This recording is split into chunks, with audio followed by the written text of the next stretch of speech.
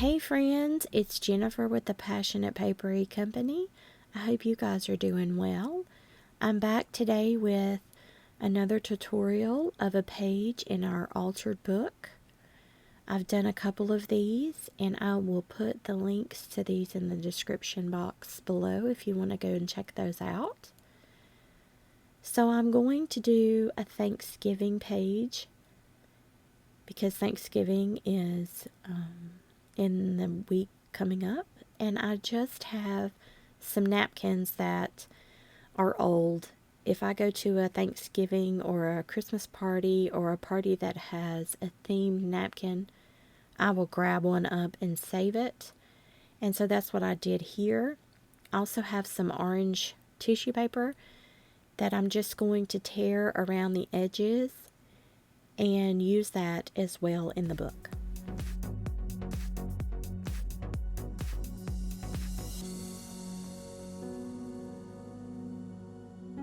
Now I'm going to take Mod Podge and I'm going to apply it to the page, both pages, and put down this tissue paper and then go over the top of it with some Mod Podge as well. I did this because I wanted the words to stick through or to be able to be seen through, not necessarily to be able to read them, but just for the effect of having words in the back. So that's why I went with orange tissue paper and the Mod Podge.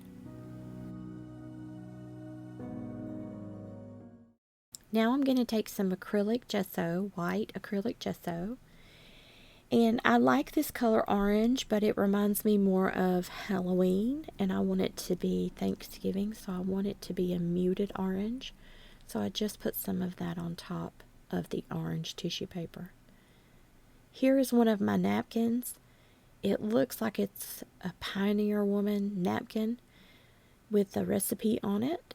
And I'm just going to cut that off and then use one of the images on the napkin. I'm not fussy cutting, but I am around this image. And I'm just going to peel the backside off of that and then lay it down with some Mod Podge onto my napkin.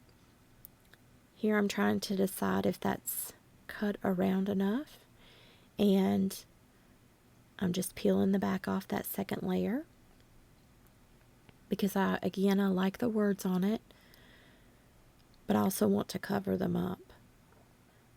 And so I'm just trying to place the napkin here, make the crease where I can cut the napkin in half.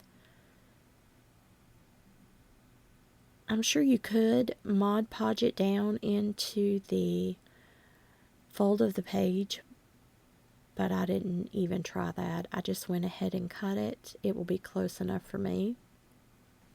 Some of you are probably talented enough to do that and make it look good.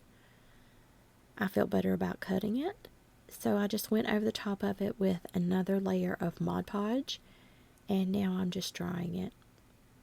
I'm going to take some more white acrylic gesso, and I'm just going to go through and put it on some of those edges of the napkin that were white on top of the orange, and just make those bleed into the background.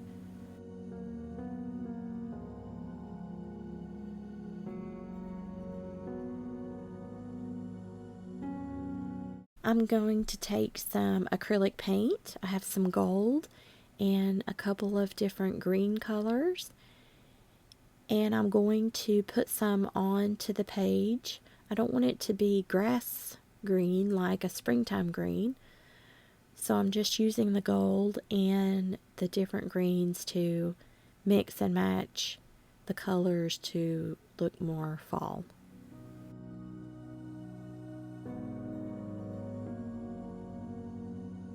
I don't really use a paintbrush for this. I like to do it with my finger. I feel like I can feel the texture then, and it's just very relaxing to me. It's perfectly fine to use a brush if you don't like to do that. So now I am into another napkin. This one has some gold, shiny gold on it, and so I really like that. So now I'm just taking that, peeling that layer off, and I'm going to use a couple of pieces of this, and I'm just going to lay it down in places on the book page.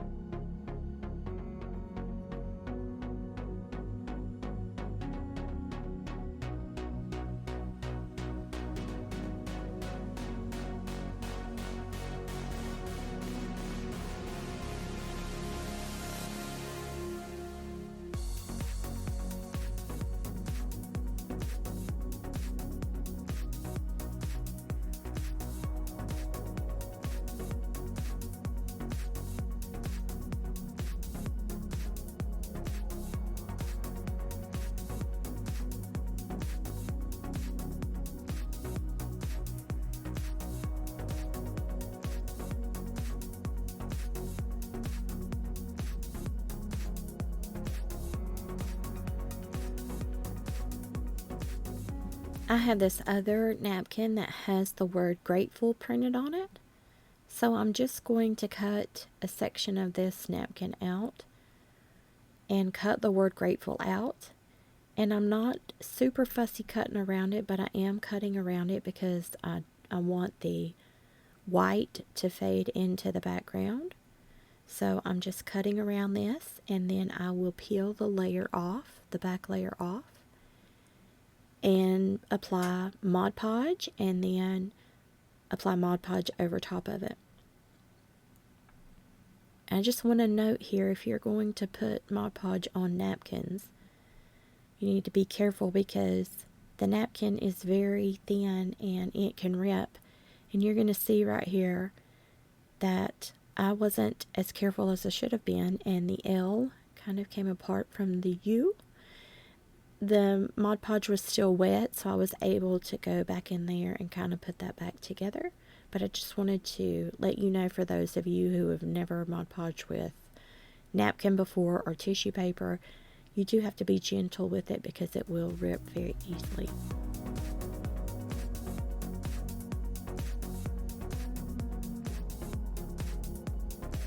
Now I'm taking more of the gold acrylic paint with my finger and just going in places and applying it in places that I feel like it needs a little of that gold color.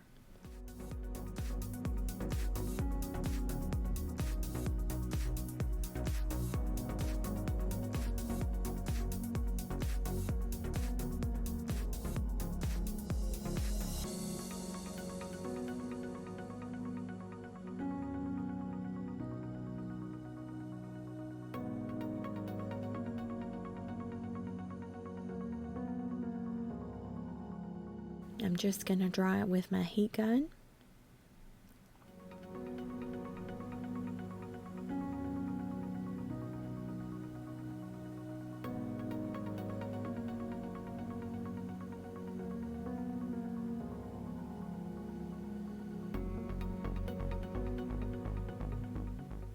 Now I'm taking a doily that I have tea dyed and color dyed. It's kind of looks like a sage green, and I've decided that I wanted to make a spot on the page where I could add a note so that I could write, maybe journal a little bit and place it inside of the page so that I could remember when I looked back on it.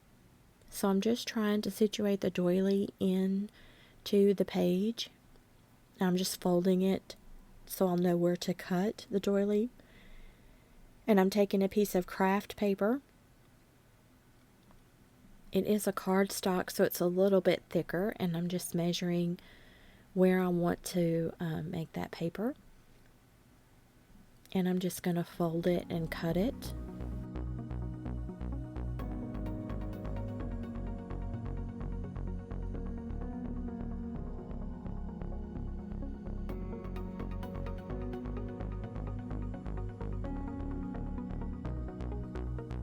And I'm just placing it inside of the journal so that I can kind of figure out the length that I want it to be. Once I've done that, I'm going to take a decorative hole punch and punch around the bottom, just on one side of the note there, so that whenever I ink it, it will show up.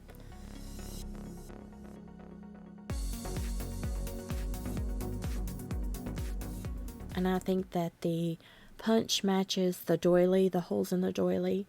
So now I'm just going to ink around that area and actually just ink around the whole little note there.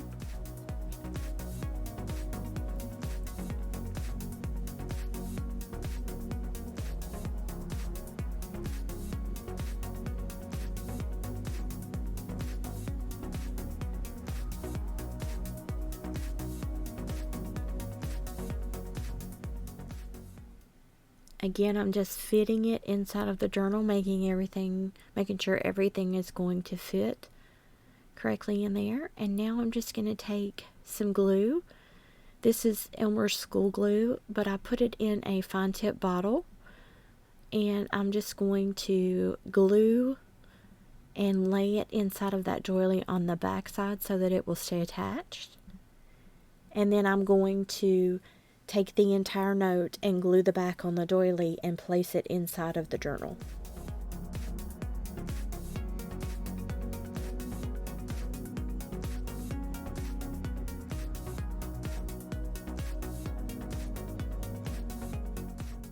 And I'm just clipping it in so that it will dry, the glue will dry. And at the bottom, I have taken another piece of tea bag that I have dyed green, and I'm just going to make a layer effect here.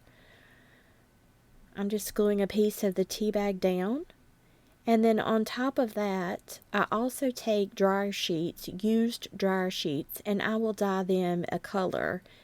This particular color was like a purple. I don't think you can really tell it on this card, but I've glued it down, and I'm going to cut the edges down to match the card. And then I'm just going to trim the dryer sheet a little bit shorter than the green tea bag to make it have a more layered look.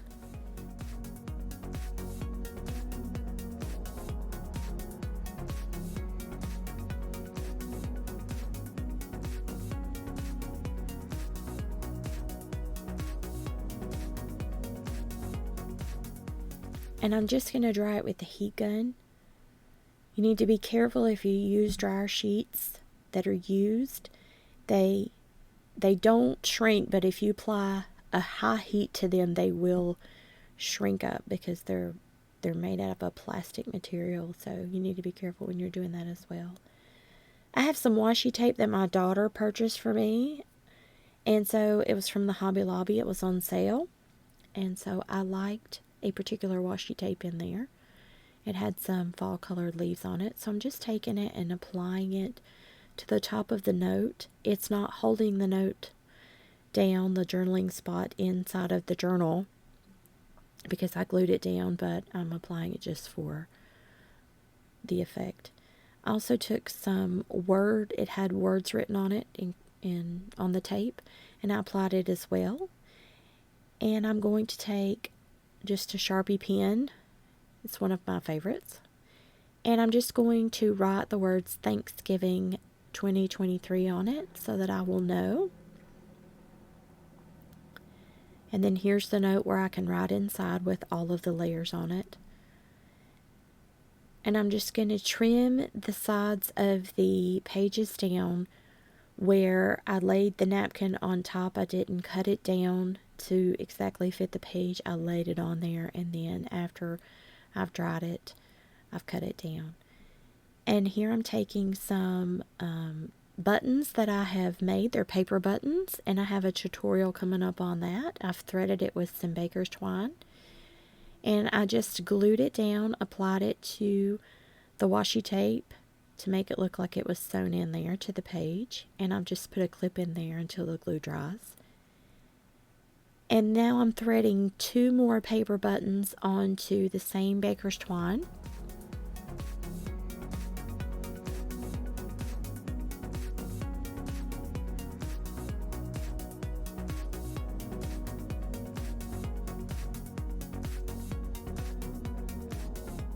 I probably shouldn't have picked baker's twine because it's a little hard to work with the ends.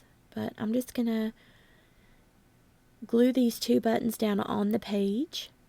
I also have a flower cluster that I made. I think I have a video on that, and I will link it in the description box as well. But I'm just going to leave the thread with the buttons on it, and I'm just going to glue the buttons down and just clip them into the journal until the glue dries. Again, this is school glue that I've just put into a fine-tipped container.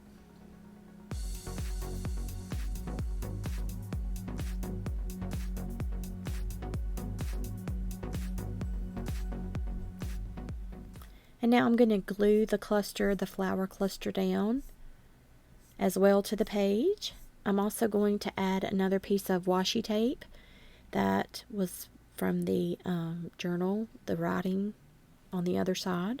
I'm going to add that in at the bottom of the paper. I'm also going to add in another flower cluster onto the other side of the page that I made. I'm just gluing down these threads onto the page. I want them to be loose, but not that loose. So I'm just going to do the same thing here with this other flower cluster that I made. I'm going to attach it to the page with glue and some washi tape.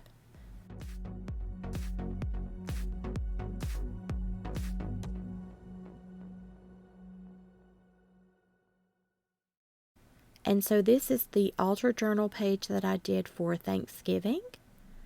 I'm just trimming off some of the excess that I didn't get before. And I think it turned out really good. It's got a place where I can write things in it that I'm thankful for, but it's also art used with some things that I had left up. So I hope you guys liked this page. I hope it inspires you to do your own altar page inside of a book. And I appreciate you guys watching. See you next time.